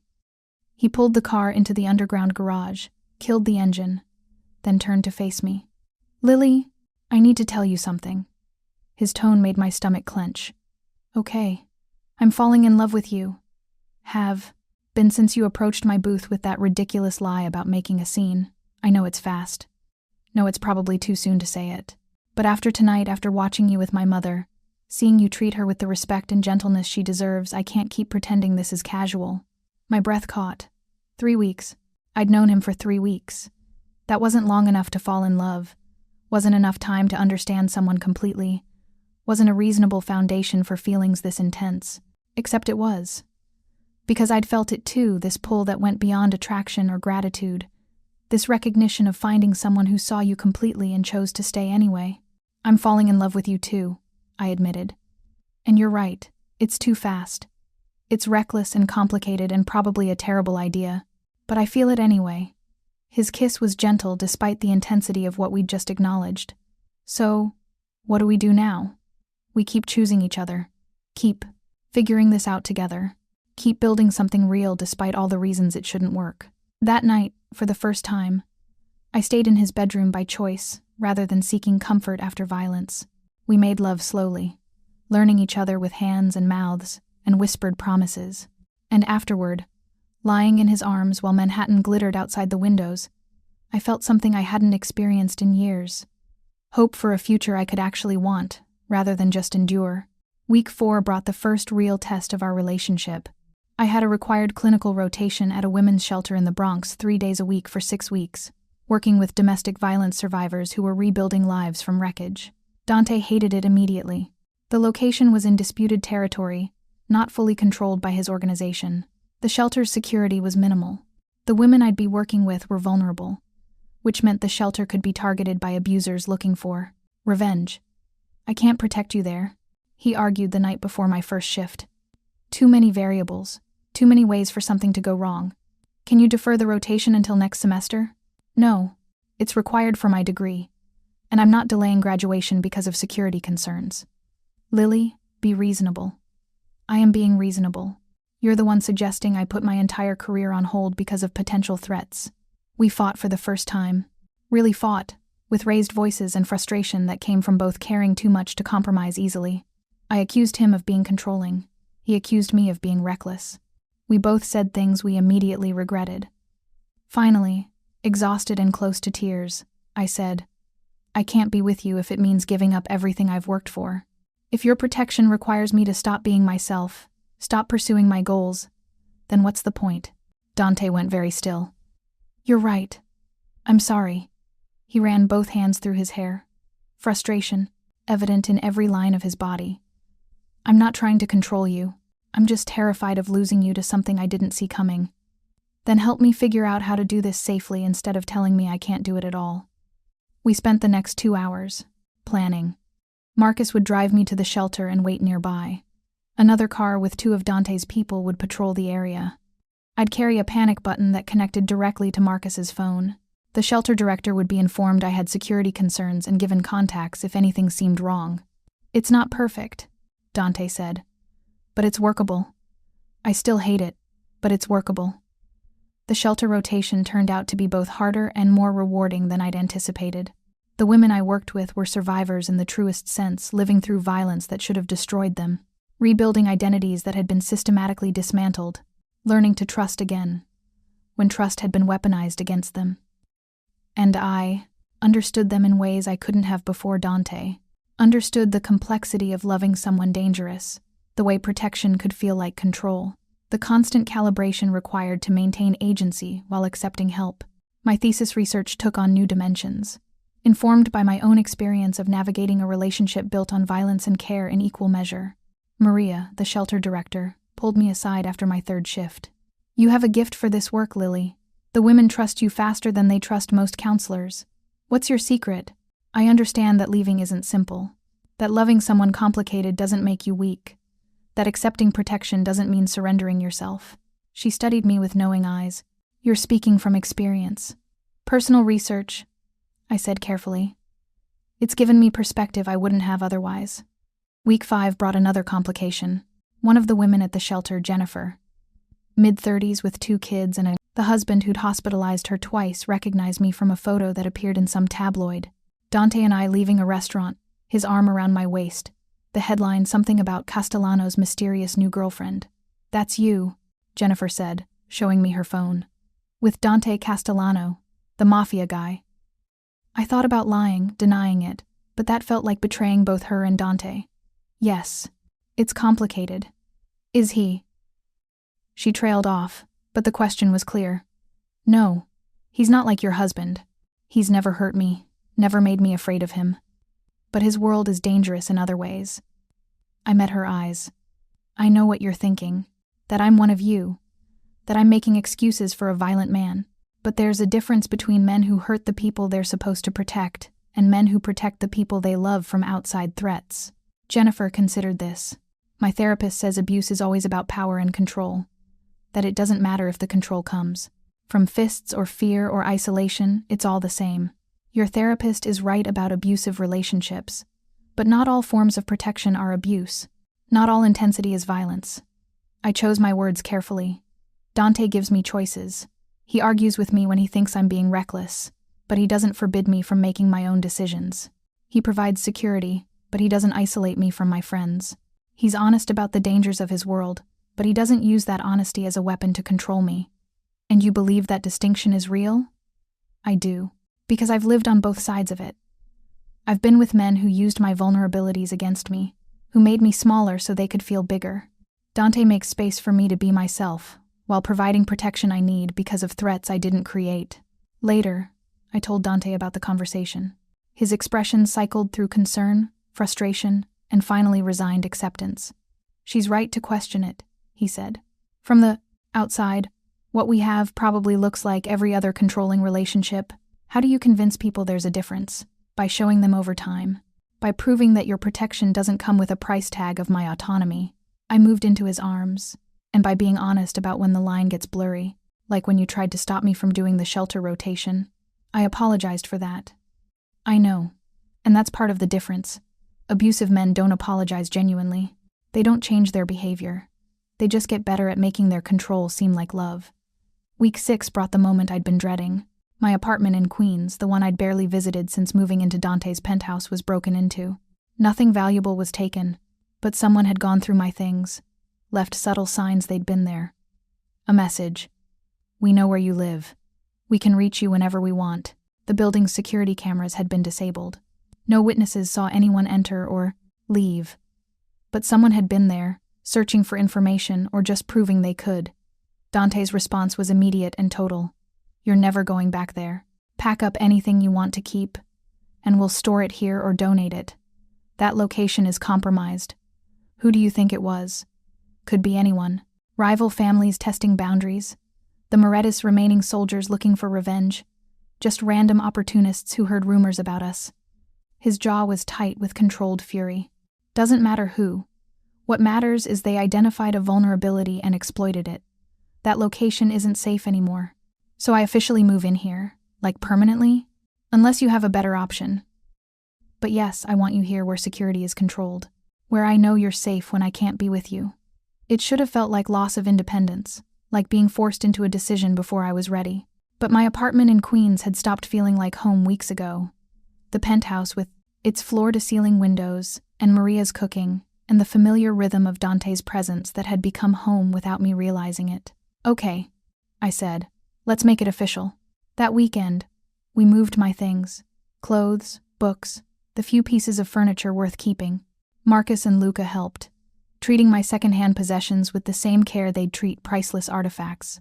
By Sunday evening, my entire life fit into a corner of Dante's massive bedroom, and half of a closet that was bigger than my old bathroom. You can redecorate, Dante offered, as we surveyed the boxes. Change anything you want to make this feel like yours, not just mine. It already feels like ours, I said, and meant it. That night, lying in bed while Manhattan sparkled outside, I thought about how much had changed in 6 weeks. From trapped at a bar with Brad, to living with a Mafia boss who killed to protect me. From isolated and exhausted to surrounded by people who'd taken me into their circle. From surviving to actually living. What are you thinking? Dante asked, his fingers tracing lazy patterns on my arm. That 6 weeks ago, I was a completely different person, and I'm trying to figure out if I'm okay with how much I've changed. Are you? I think so. I'm more aware of danger now, more careful about security, but I'm also happier, more myself than I've been in years, like I finally have space to become who I was supposed to be all along. And who's that? Someone brave enough to choose dangerous love over safe loneliness. Someone strong enough to build a life in complicated circumstances. Someone who understands that protection and autonomy aren't opposites, they're partners. Dante pulled me closer, his arms creating safety that didn't feel like confinement. I love you, Lily Morrison. Every version of you, the one who approached my booth with a desperate lie, the one who works with trauma survivors, the one who argues with me about security protocols, the one who's learning to live in my world without losing herself. I love you too. Even though you're complicated and dangerous and sometimes overprotective. Especially because I'm those things? Maybe. Ask me in another 6 weeks. But I already knew the answer. Despite everything, the violence, the complications, the constant awareness of threats, I'd choose this. Choose him. Choose the messy, imperfect, intensely real love we were building together. Week 8 brought the moment everything crystallized. I was presenting my thesis research to my committee, the culmination of 2 years of work, the final hurdle before graduation. Dante wanted to attend, but I'd convinced him that having a known Mafia boss sitting in on an academic presentation might raise questions I wasn't prepared to answer. So he waited at the penthouse, texting encouragement every 20 minutes, while I defended 2 years of research to 4 professors who'd read every word I'd written and prepared questions designed to expose any weakness in my methodology or conclusions. Professor Chen led the questioning. Your analysis of trauma-informed care has evolved significantly over the past few months. The case studies you've added show sophisticated understanding of how protection dynamics function in high-risk situations. Where did this insight come from?